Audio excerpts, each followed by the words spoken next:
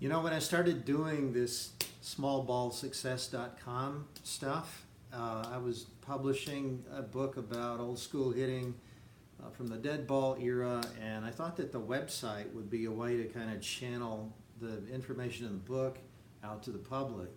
And I just thought that everything we would do with this project would be about hitting, because that's my experience of the game. My research, which has gone on for years into early 20th and even 19th century baseball, has been about hitting.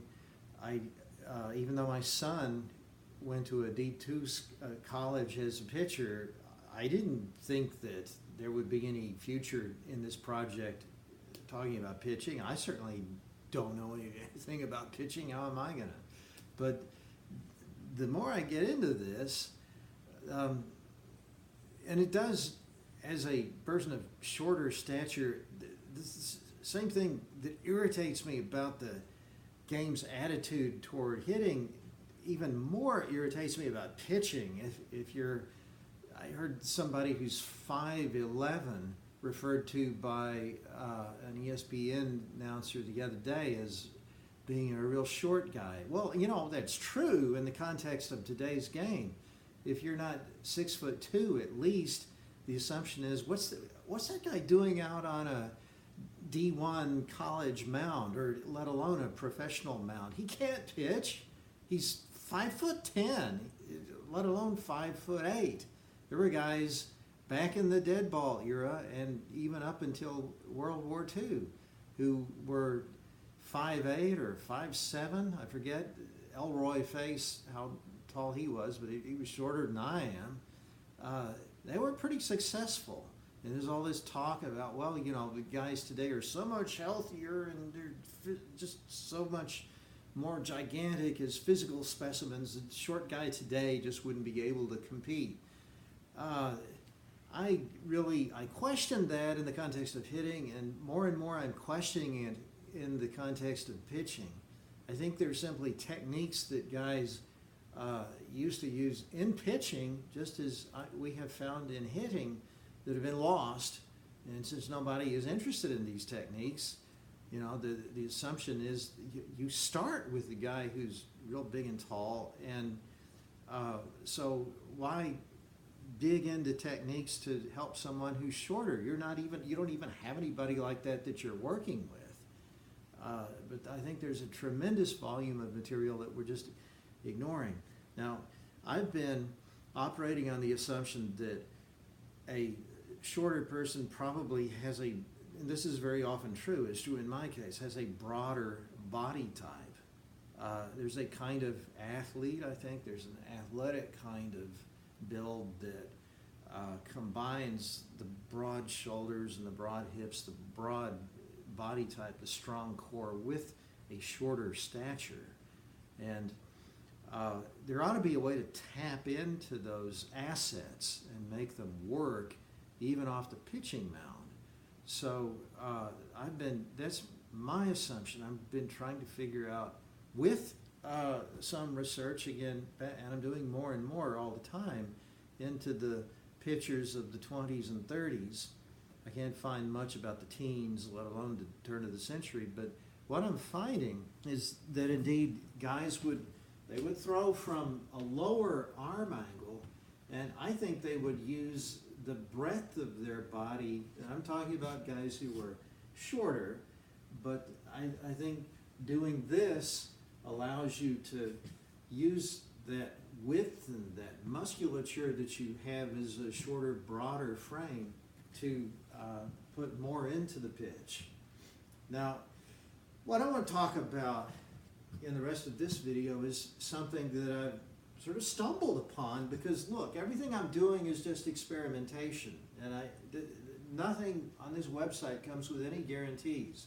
I'm just trying to connect A to B to C to D. I'm following it to see where it goes. I think right now that maybe if I just bring up my front leg like so, everything else is going to be almost stationary. I don't want my back arm flying out. just bring this leg up almost facing the hitter. I mean, let's not worry about throwing the hips into it. Let's just go straight up, and then you can almost kick forward. I'm going to use this lift really just to drive forward.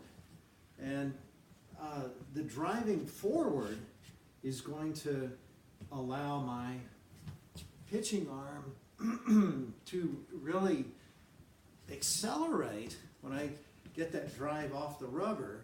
A sprinter, when he's flying out of the blocks, he doesn't take his foot and go back and then cock his hips and then start off toward the finish line. He fires out right at his objective, and that's kind of what we want to do.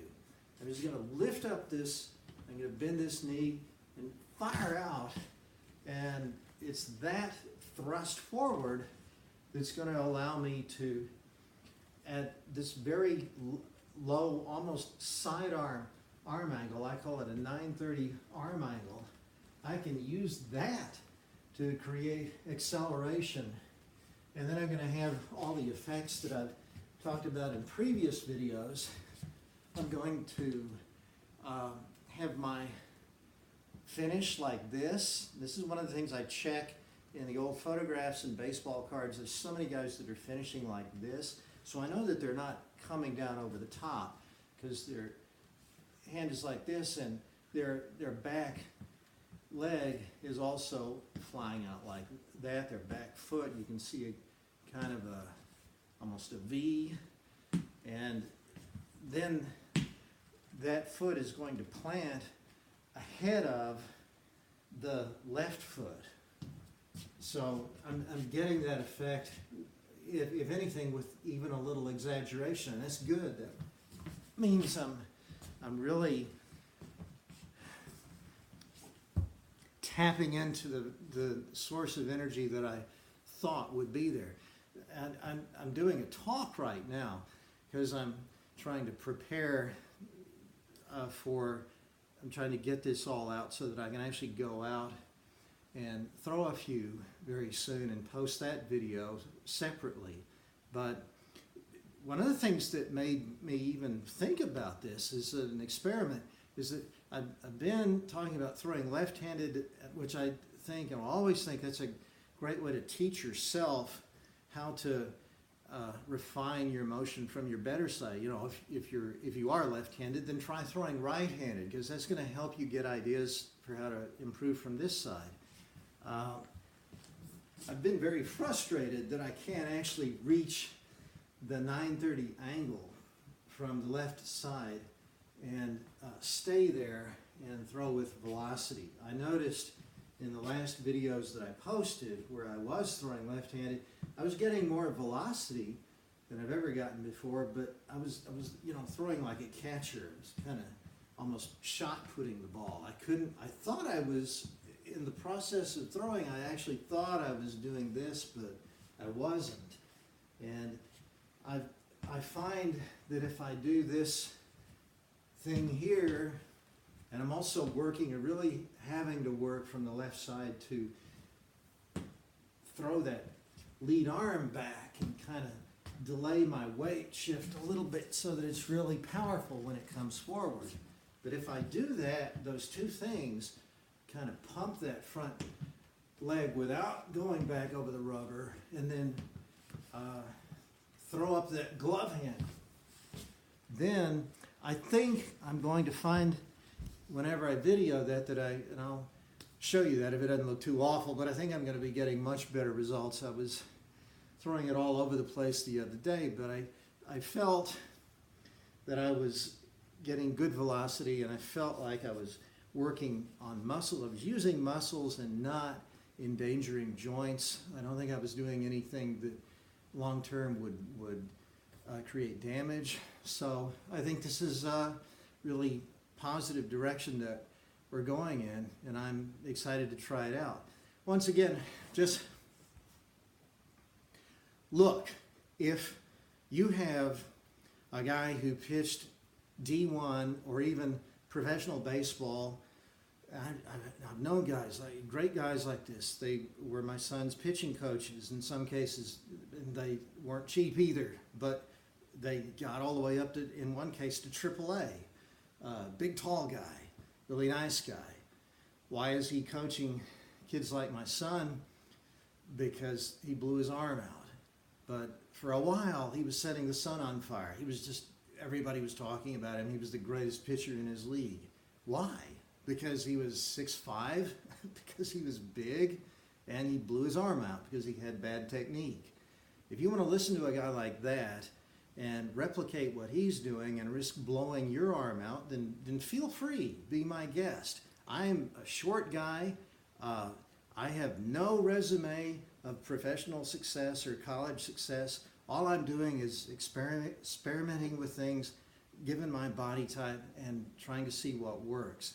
If that MO makes sense to you, then I would invite you to try some of these things in the same spirit that I'm offering. It's an experiment. If it doesn't work for you, my hands, for some reason, tend to be a little more outward than most people's. I can't even do a chin up like this. I have to go like that. My wrists are not attached quite like most people's. My hands are relatively broad, but my fingers are short. You know that. I mean, if you're a pitcher, you're going to find it out real soon. That there are kinds of things you can do with your body type, especially with the shape of your hands, that maybe other pitchers can't do. So you figure it out for yourself. Use your brain. Be experimental. If something's hurting or something's not working, throw it away and go in another direction. But I'm offering this to you as, it seems to me it's a path that might lead somewhere for us short guys. So, whatever.